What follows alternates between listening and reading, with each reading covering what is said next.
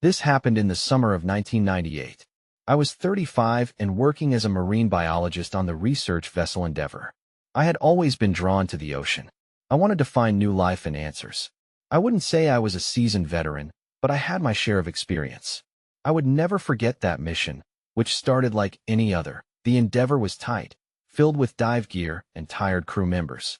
The control room was dim, and the atmosphere felt heavy. I picked up on the tension but brushed it off. We were out in the ocean, doing what we loved. I set up my dive gear, feeling a mix of excitement and unease on our first dive. I remember the anticipation well. My heart raced as I descended into the dark water. The world above vanished, and silence surrounded me. It was surreal to be so deep. Then, I saw something strange, a structure rising from the seabed. It was not in our maps. My gut twisted with curiosity and dread. As I moved closer, my equipment went haywire. The readings were all over the place. I could barely focus. Then, I heard a low hum. It felt like it was coming from everywhere and nowhere. I even felt the vibrations through my suit, sending chills down my spine. I tried to swim back, but my mind was trapped by that thing. I needed to see it up close. When I resurfaced, the team buzzed with excitement and fear. We went over the recordings, but there were odd discrepancies. Some crew members said they saw a figure near the structure. Others claimed nothing was there. I felt a strange pull to return, but I also felt fear. I couldn't shake it off. In the following days, odd things happened. Equipment went missing. Scuba tanks vanished, lights flickered, and whispers echoed through the control room. I thought I heard my name once, but no one was there. A cold feeling crept up my spine as I glanced at my teammates. Their faces twisted with uncertainty. What was happening to us? The deeper we went, the stranger things got. Some divers returned with broken memories. One guy, Cartwright, came back not knowing where he had been. I saw the fear in his eyes, but he wouldn't say a word. My thoughts kept circling back to the structure. The hum echoed in my mind that I wondered about the ocean. What if it held secrets that weren't meant to be found? Were we supposed to discover that structure? I think it was there to warn us, but I could be wrong. Reality and madness began to blur, and I couldn't shake the feeling that the ocean wanted us to leave it alone. Then, one evening, I heard the hum again. This time, it was louder, calling to me. I couldn't help myself. I had to know more. I moved to gather my gear, but the control room was empty. I felt a chill crawl up my spine. I turned to call for the crew, and the only response was silence. I stood alone in the control room, the silence pressing against my ears. I felt the hum reverberating through my bones, and I knew I couldn't ignore it. Something was pulling me deeper into the abyss. I glanced around, my heart racing. Where was everyone? A knot formed in my stomach. I grabbed my dive gear, feelings of trepidation and determination swirling inside me. At the water's edge, I saw the last of the sun dipping below the horizon. I took a deep breath and stepped into the chilly waves. The ocean was darker than usual, and my flashlight barely pierced the depths. I descended into the gloom, anticipation mixing with panic. I wanted to find what had enticed me so much before. As I reached the seafloor, the structure loomed before me once again. It looked more imposing up close. The hum had intensified, surrounding me like a living presence. I tried to focus on my readings, but my equipment flickered and died. My heart sank as desperation clutched me. There was something here I needed to understand. Remembering the whispers of my crewmates, I scanned the area. When I saw it, a shadow darting near the edge of the structure. I froze. My instincts screamed for me to run, but I couldn't. Curiosity gripped me, stronger than fear. I swam closer, squinting into the darkness, searching for a sign of what I had glimpsed. Then I heard a voice, soft yet clear. It called my name. My mind raced. There was no one else down here. I glanced around nervously, heart thudding in my chest. The voice repeated itself, an echo of familiarity that cut through the noise of the sea. Panic surged within me. Was I losing my mind? I told myself it wasn't possible. I had to be hallucinating. Yet, the pressure of the vast ocean above me felt almost alive. The sensation pressed in around me, and just when I thought I'd had enough, I spotted movement. Something was rising from the structure, a figure, featureless and dark, and it was reaching out. In an instant, my instincts kicked in, and I bolted for the surface. The hum escalated, drowning my thoughts in waves of noise. I felt the currents pulling me backward, trying to drag me down deep. I kicked hard, fighting against the tide, desperate for air. Finally, I broke the surface and gasped, looking back nervously. No one was around. The boat bobbed peacefully, ignorant of the chaos beneath the waves. As I climbed aboard, I realized the crew was still missing. My heart sank. Had what I encountered taken them? Or were they still down there, listening to that voice? I shivered at the thought. I struggled to put the pieces together. The unease settled in my chest like a stone. Something was wrong. Terribly wrong.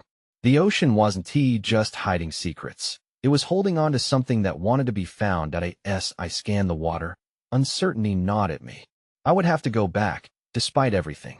A new impulse twisted within me, stronger than fear. I didn't know what awaited me, but I needed answers. I had to confront the hum and the figure that haunted my thoughts. But first, I had to find my crew. I had to know whether they shared the same fate as the voice calling out to me. That's when I noticed something floating on the surface, a dive light. It was one of ours. My breath hitched as I realized it was still on. I wasn't alone. I felt my heart race at the sight of the dive light. It flickered rhythmically, a beacon against the dark canvas of the sea. I leaned over the edge of the boat, hoping to grab it. My fingers grazed the surface, but the waves shifted the light just out of reach. Desperation bubbled within me. What if it belonged to one of my crewmates? My stomach twisted with dread. I swung my dive gear back on, my mind racing. If I wanted to find out what was happening, I needed to go back down. I took a deep breath, steeling myself against the rising tide of fear. The ocean felt like a living creature, watching and waiting for me to submerge again. With one last glance at the dark waves, I plunged back into the water. The familiar hum greeted me with renewed intensity. It enveloped me again, pulling me deeper. I steadied my flashlight and focused on the flickering light, swimming towards it with determination. As I descended, my senses heightened. Shadows danced along the structure, and I swam cautiously, trying to keep my heartbeat steady. I reached the spot where the dive light bobbed, but it had drifted, caught on something. I maneuvered closer, my pulse quickening as I finally grasped it. It was one of our lights, but then I noticed something odd. There were dark smudges on the casing like something had scratched it. My stomach dropped. This wasn't just a dive light. It hinted at a struggle. Had my crewmates been down here? Had they encountered the same shadow, the same voice? Suddenly, I felt a chill creep up my spine. I wasn't alone.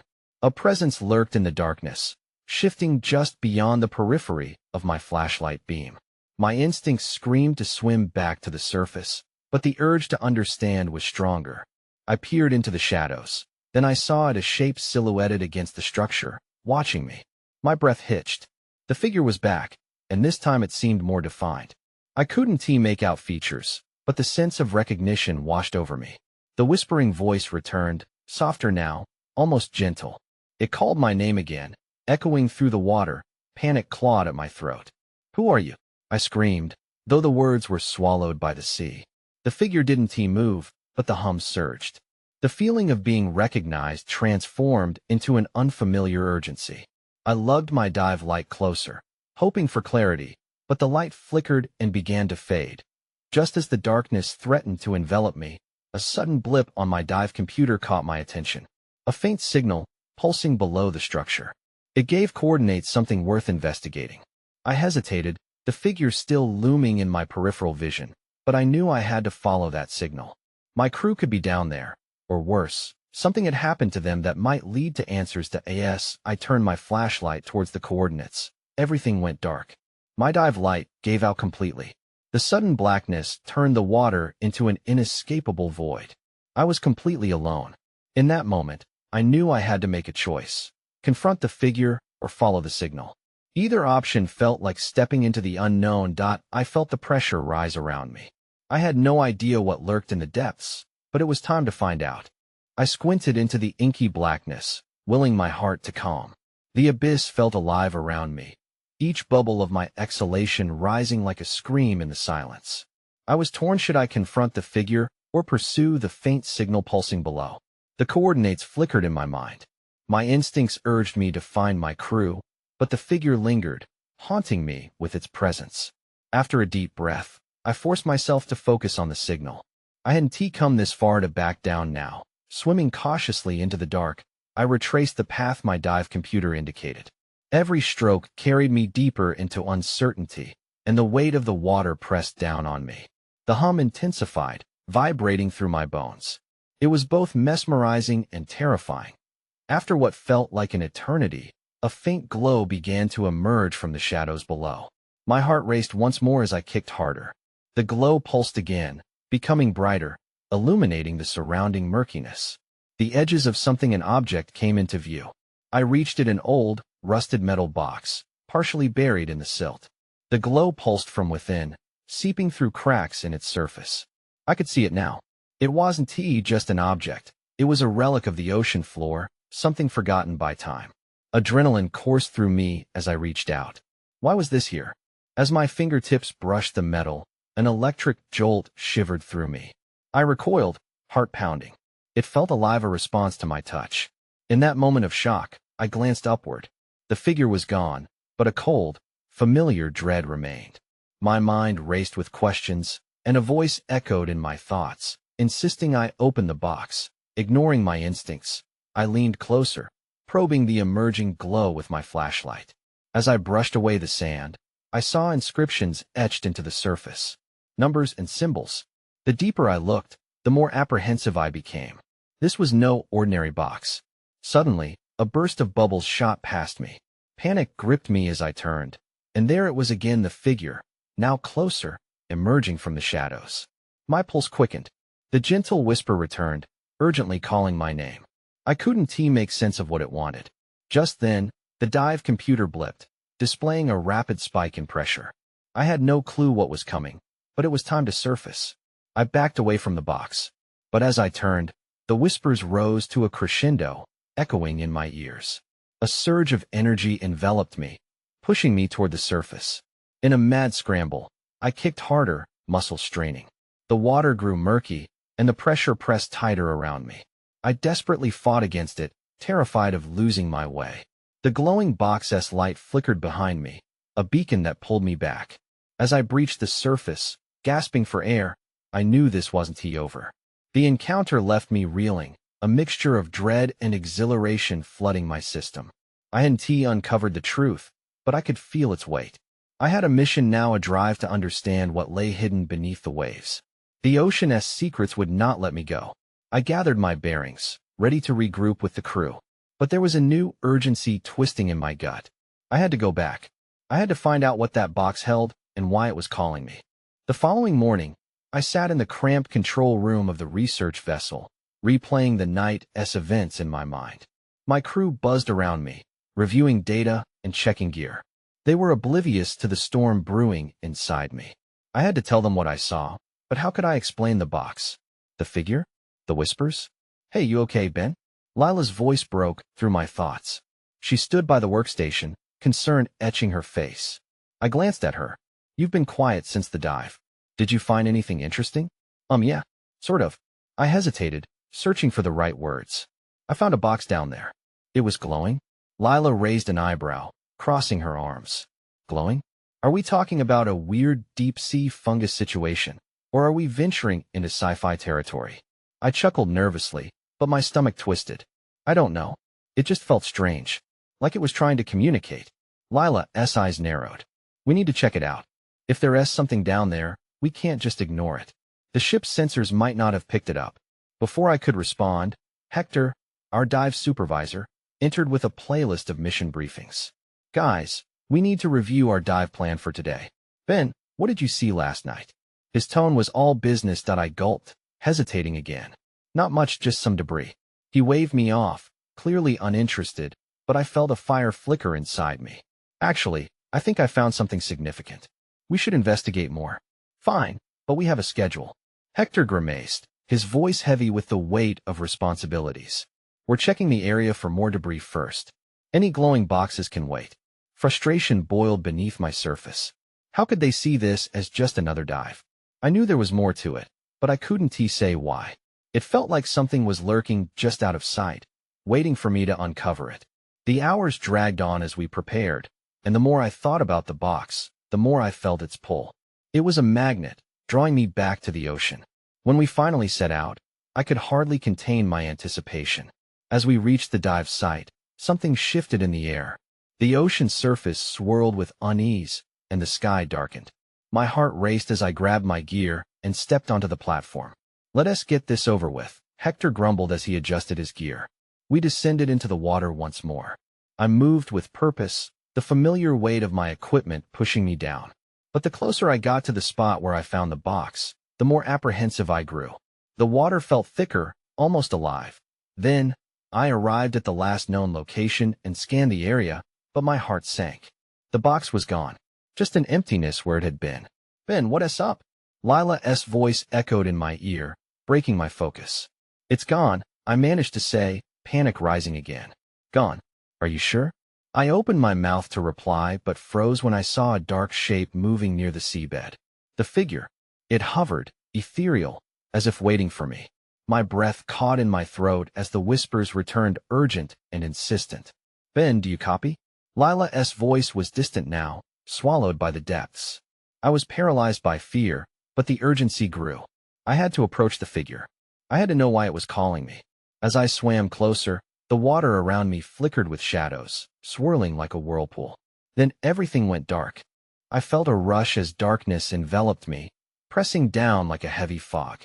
My heart pounded in my chest. I couldn't tell if I was still moving, if there was any more ocean beneath me, or if I had somehow slipped into another realm entirely. And then came the whispers. They seemed to swirl around me, louder now, filling my ears. I strained to make sense of them, but the words were nonsensical, slipping through my grasp like sand. Panic flared as I realized I might be getting lost in the depths. "Ben, respond." Lila's voice finally pierced through the chaos. It was as if a light had flickered on. I fumbled with my comms. "I'm here. I can't see anything." My voice trembled, some instinct kicking in to keep me tethered. "Get back to the surface. We need to regroup." Her tone was urgent, knotting my stomach. "Wait. There's something." I hesitated. What was I even thinking? I couldn't just leave. I needed to know what that figure wanted from me. A shape flickered to life a few meters away, barely illuminated by my dive light. The figure twisted through the water, a dark silhouette, haunting and unmistakable. It reached out, its form coiling like smoke, beckoning me closer. "Ben, get back!" Lila shouted again, more frantic now, but before I could respond, the whispers intensified, a cacophony of sounds. I felt them wash over me, a chilling embrace. Then, without warning, I was pulled towards the figure. It was as if the water itself had turned against me, dragging me into the void. Images began to flash before my eyes, visions that were not my own. I saw storms, wrecks, and strange creatures lurking in the shadows. It was a collage of despair and mystery, filling me with dread and awe. I gasped, caught between curiosity and terror. "Lila, help!" I shouted, but the currents roared louder, swallowing my voice that I fought against the tide, desperate to pull back. But the whispers grew deafening. My thoughts scattered. The figure reached out again, and I saw what looked like a face, ghostly and pale, hovering in the abyss. "Come to me," it seemed to say, the echo resonating in my bones. That was when I felt it, a sharp tug at my harness. A surge of adrenaline shot through me as I realized I hadn't descended alone. Blinking back fading visions, I saw a shadow darting past me. "Ben, grab my hand." It was Hector, the panic evident in his voice. I turned, reaching out without hesitation. In that moment, the figure's face twisted into a grimace. The whispers crescendoed, angry and filled with regret as I seized Hector's hand. The current released me then, flinging us upward with violent force. I gasped for air, the ocean boiling around us, and for a second, I thought I might drown in the surge. But hands were there, grabbing us, pulling us to safety. Just as I broke the surface, I saw the dark shape fade into the depths, leaving me with only a lingering sense of foreboding. What was that? I sputtered, feeling the weight of 1,000 questions still pressing on me. But the intensity in Hector's eyes told me he already knew more than he was willing to say. The truth felt elusive, slipping away, just like the figure I'd tried to grasp. That I turned to Lila, but as she pulled me onto the boat, I could see the fear mirrored in her eyes. Something had changed, something deeper than the water we had just escaped. And with it, the echoes of the whispers hung over me like a storm cloud. I felt certain that whatever lurked in the depths was not finished with me yet. The boat rocked as we gasped for air, my heart still racing. Lila's hands trembled as she checked the equipment, her focus wavering. Hector stared at me, his face pale, even under the sun. "Did you see that?" I asked, struggling to piece together the fragments of my memory. The face, the whispers, it all felt like a dream. "See what?" Hector replied, his voice strained. "We need to get out of here." Lila finally turned to us, eyes wide. "I'm pulling up the data log from the comms. We need to figure out what happened before we go down again." I nodded, silently wishing for answers. My hands gripped the edge of the boat as I tried to shake the feeling of being watched. Something had been down there, something that knew me. "What about the figure?" I asked, desperation creeping in. I felt it pulling me. Hector exchanged a look with Lila. "Figure?" "There was nothing there was," I insisted, cutting him off. "It was there, in the shadows." The tension grew palpable. Lila moved swiftly, keys rattling as she accessed the system. I scanned the ocean, half expecting to see the figure rise from the surface. For a moment, guilt washed over me.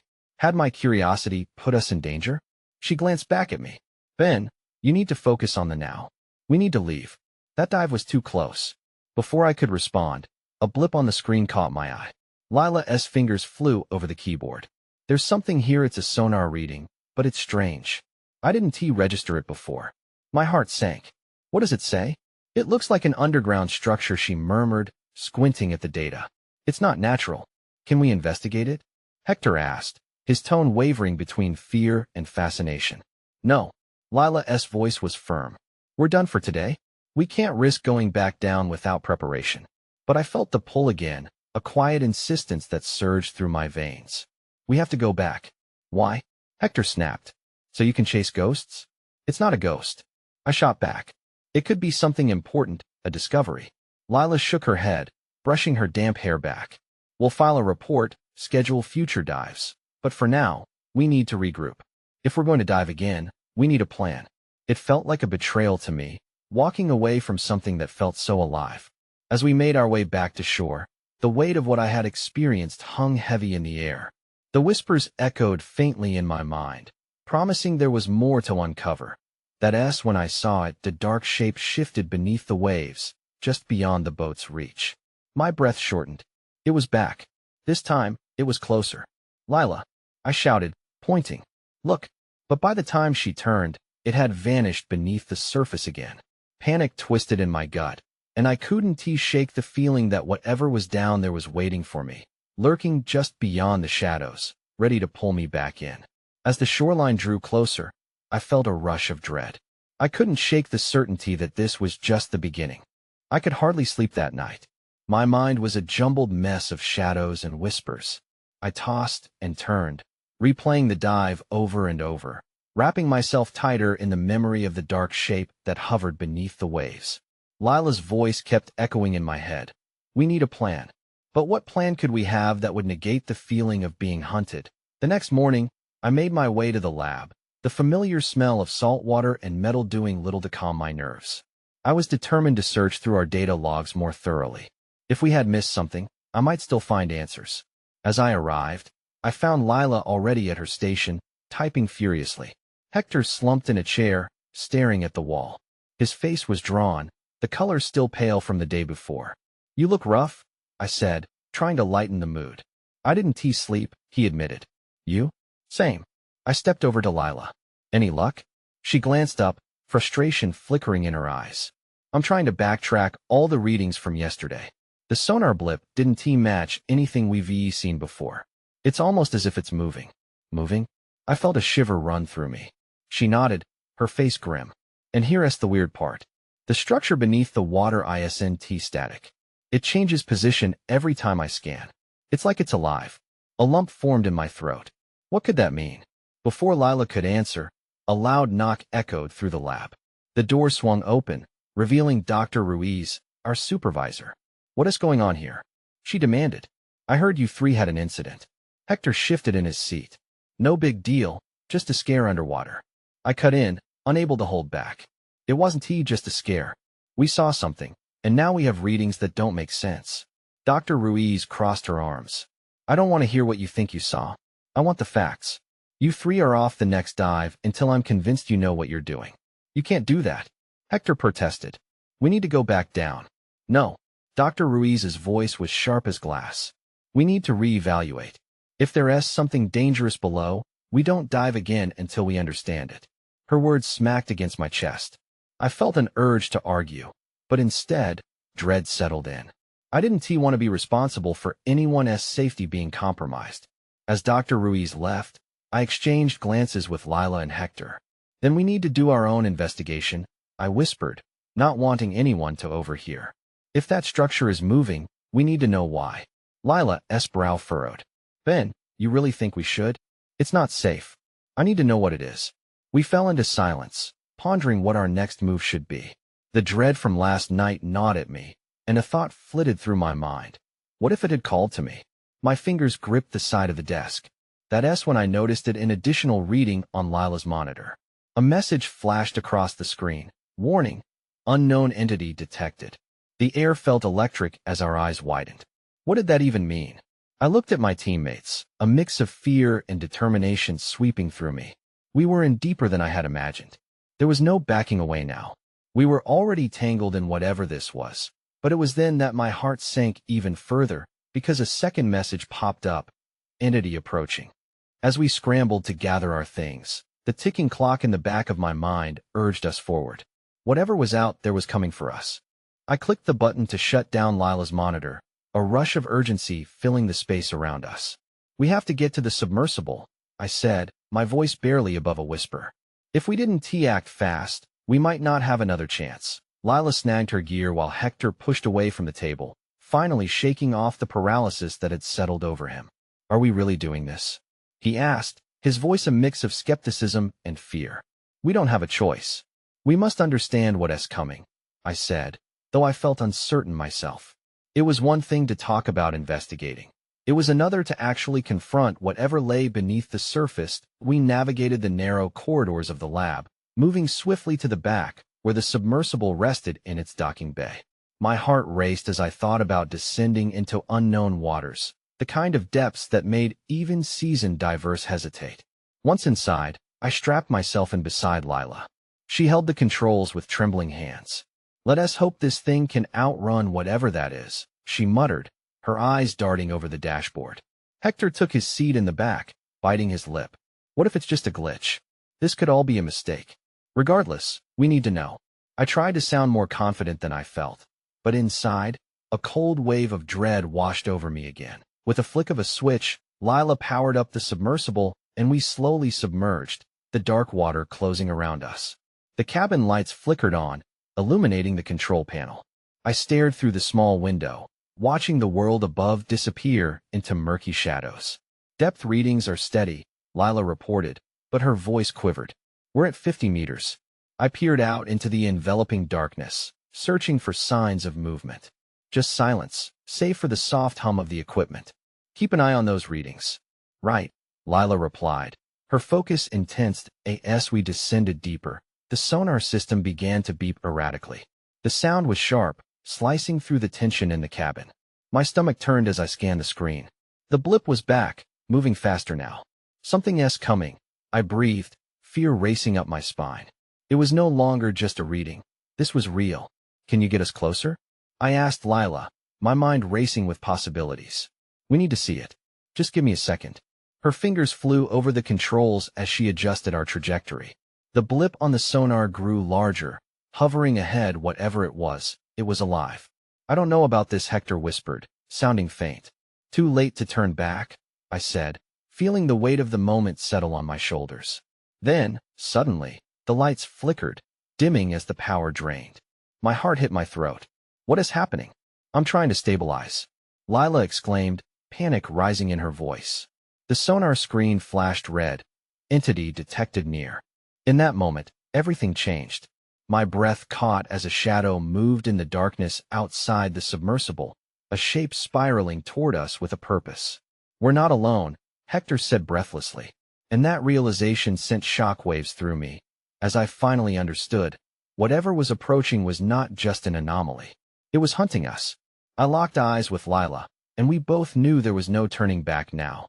The submersible shook violently as the shadow closed in, the low hum morphing into a deafening roar. My heart thudded wildly in my chest as my mind raced through the implications. Whatever was approaching was not merely a curiosity. It was a tangible threat that had been biding its time beneath the waves. "Lila, can you reverse?" I shouted above the chaos. I could see her hands trembling as she fought with the controls. "I'm trying. The systems are overloaded." The lights flickered, casting eerie shadows across our faces. I felt the temperature in the cabin dip, and an icy dread seeped deeper into my bones. Hector gripped the edge of his seat, eyes wide with panic. "Whatever that is, it's after us. We need to." Before he could finish, the figure slammed against the outer hull. We were thrown against our harnesses, and my breath caught in my throat. The pressure on our vessel intensified, a malevolent force that seemed to know us intimately. I shot one last glance out the porthole, and my blood turned to ice at the sight that a face, ghastly and distorted, lingered just outside the glass. I recognized the features. They were familiar but twisted, muffled echoes of my crew. Their mouths moved silently, and despite the chaos, I heard the whispers again, now clear and defining, urging me to join them. "Get away from the window," I shouted, and Lila managed to steer the submersible away, but the entity followed, an unyielding shadow in the dark. "What do they want from us?" Hector babbled, his voice rising to a frantic pitch. "I don't know," I yelled back, keeping my eyes locked on the figure. "But we can't let it take us." Suddenly, the blip on the sonar began to oscillate wildly, signaling that something massive loomed closer. I felt a rush of heat, as if the very ocean were breathing around us, alive with a malevolence that seeped into my consciousness. "The power is dropping," Lila exclaimed, looking desperate. "If we don't restore it," a flash of red enveloped the cabin as the submersible shuddered again, pitching us forward. I fumbled for the emergency system, praying it hadn't already failed us. "Hold on," I yelled, knowing that every second counted. With a kaleidoscope of colors flashing before my eyes, I managed to press the release button, triggering the emergency ascent. A roar surged through the chamber as we jettisoned upward, not bothering to wait for proper decompression. The figure clung to us, the haunting faces swirling in a cacophony of noise, consuming my thoughts as the minerals of the ocean swirled around our craft.